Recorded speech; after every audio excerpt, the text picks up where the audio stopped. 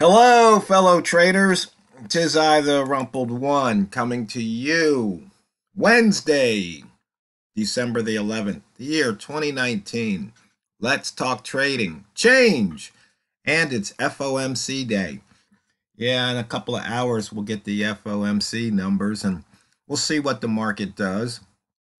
But change, that's the topic. You're probably watching videos like mine. You could be watching other people's too, because you want to learn something or because you want to get better at what you're doing. Well, that's change, because if you keep doing what you're doing and expect the same results, well, we know that kind of borders on insanity, right? So that means you want to change, because to improve is to change. I know it sounds simple, but sometimes the simplest things escape us. But the bottom line is there's going to have to be something about you that changes. It could be the way you see things, it could be the way you do things, the way you interpret things. But in order for you to improve, something has to change. It could be just a minor change, or it could be a major change, but something has to change. Now, of course, there are the statistical slumps. The reason I say statistical, because they're not really slumps.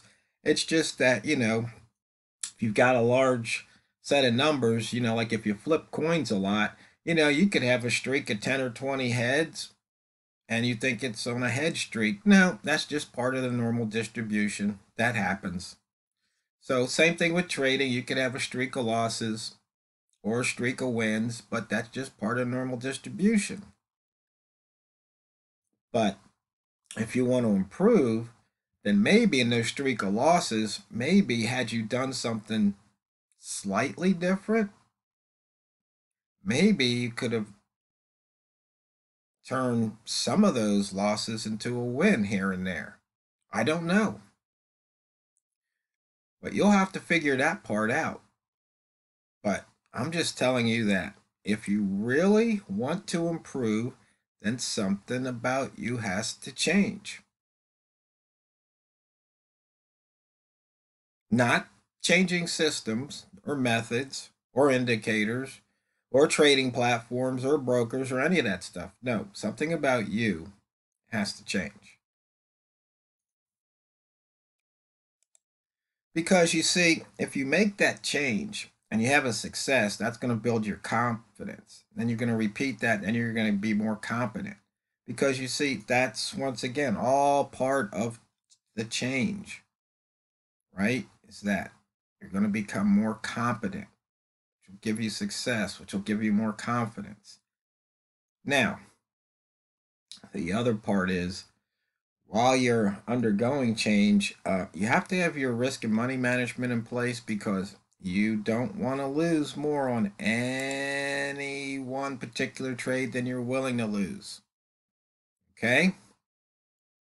So you have to have that up front. That might be the only thing you change, is that maybe now you don't have that number set. Maybe now you ignore that number. Maybe you just kind of freewheel it, or what we like to call airball it.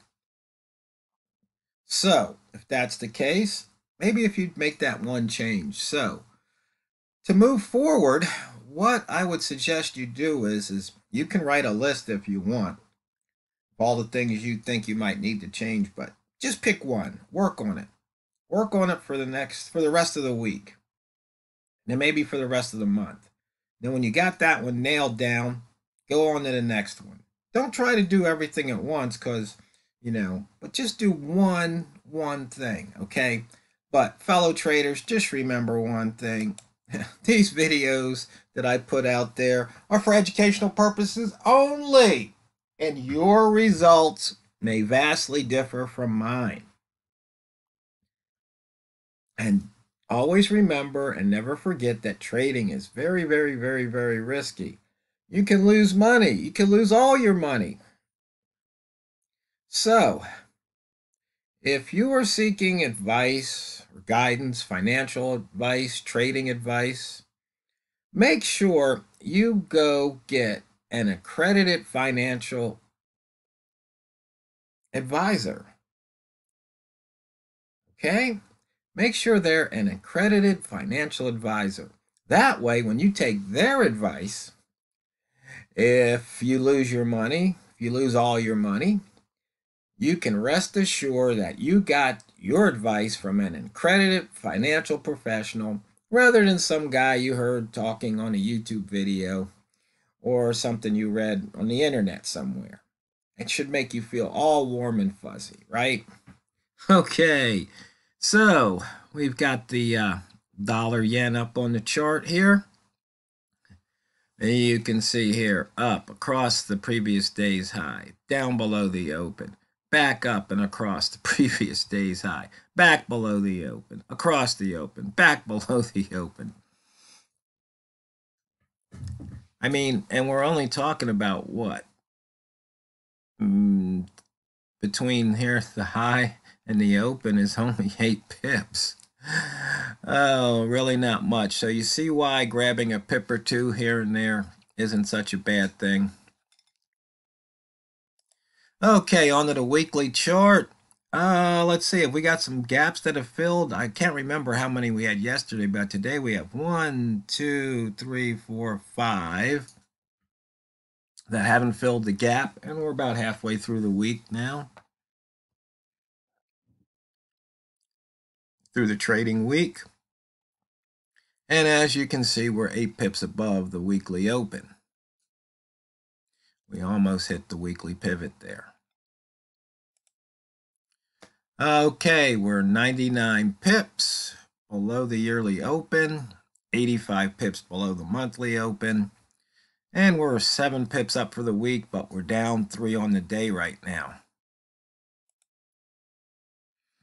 And as you can see, we dipped into, or we're right there right now. We're inside that range here of Monday, first trading day of the week. Price is in that range.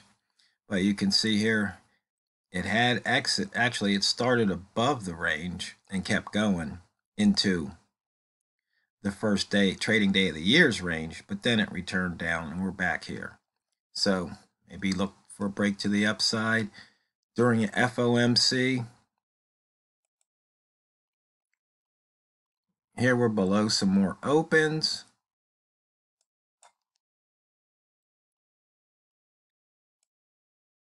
Whoops, how did I do that? Okay, and we're below some more lows right here. See, we got above them, came back below them. Inside bar, there's the weekly inside bar high, weekly inside bar low.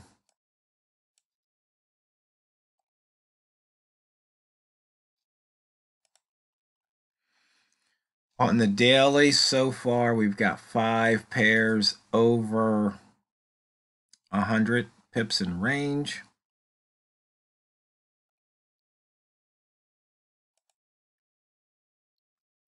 There's the weekly H1 highest open. There's the daily H1 lowest open. You see we're in the holo zone, 2 pips off the low, but only a 21 pip range. Really not much happening. But you can see we took out the pivot. But unfortunately, the pivot was still close to the open, so there was no real bias here. Here, a long trigger would have netted you a pip. Here, a long trigger would have probably scratched that trade. Ditto here, a couple of scratches. We haven't even had a short.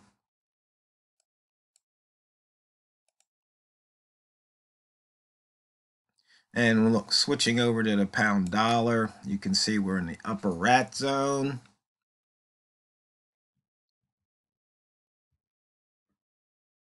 And we've had a couple of rat reversals, but not for much here. So those of you just tuning in, green candle closes, red candle closes. You go short at the low of this red candle, and there was pips to be made there.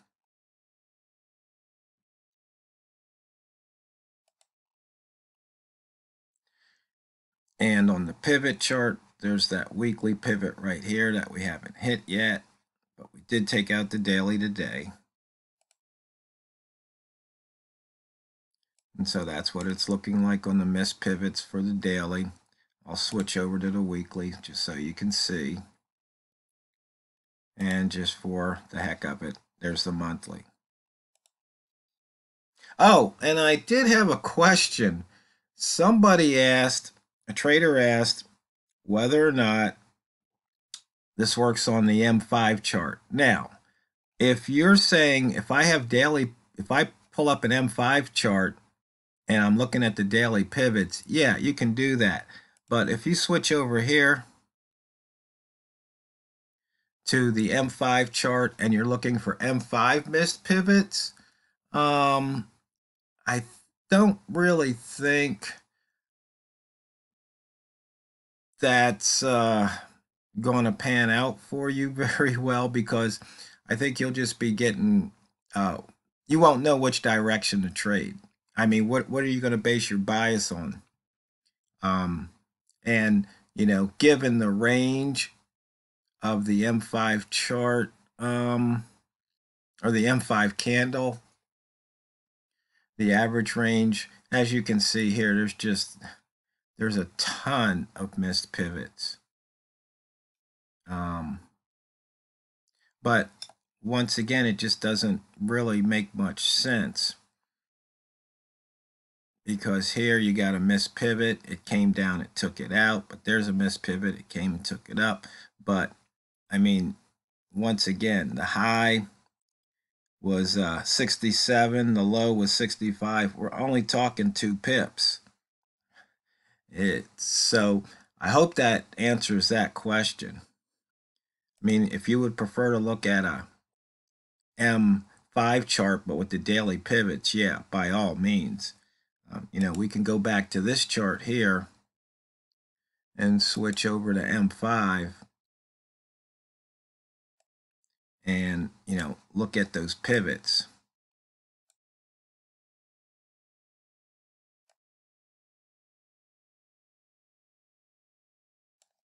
So you can see, yeah, M5 chart, yeah, not a problem. But